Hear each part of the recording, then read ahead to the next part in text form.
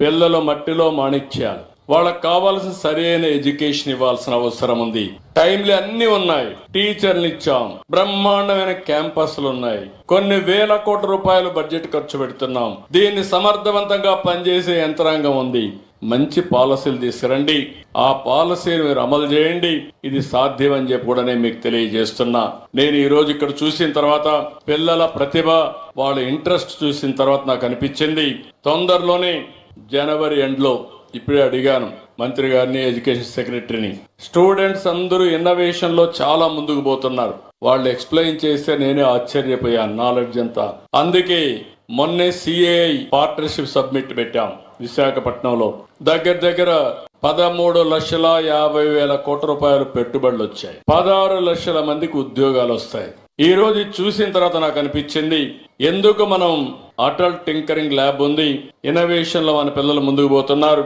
అందుకే రేపు జనవరి సంక్రాంతి అయిపోతానే స్టూడెంట్స్ ఇన్నోవేటర్స్ పార్ట్నర్షిప్ సబ్మిట్. మొన్న ఎట్లయితే అసెంబ్లీ మాక్ అసెంబ్లీ పెట్టామో, ఎవరైతే స్టూడెంట్ ఇన్నోవేటర్స్ ని, మీ తెలివితేటలన్నీ కూడా మీరు ఒకటే ఆలోచించండి. రాష్ట్రం అంతా పిల్లలకి చెప్తున్నా, 7వ తరగతి నుంచి మీరు వినూత్నంగా ఆలోచించాలి.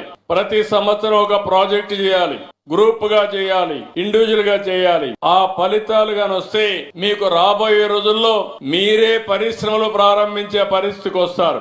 దానికి మొదటి మెట్టు ఈ సబ్మిట్, ఏదే స్టూడెంట్స్ ఇన్నోవేటర్స్ పార్ట్నర్షిప్ సబ్మిట్. రాష్ట్ర స్థాయిలో నేను పెడతాను, జిల్లా స్థాయిలో మీరు పోటీలు పెట్టండి, స్కూల్లో పెట్టండి. తర్వాత మీరు వాళ్ళని సెలెక్ట్ చేసి నేను పారిశ్రామికవేత్తలందరినీ రమ్మంటాను, వాళ్ళు కూడా వస్తారు.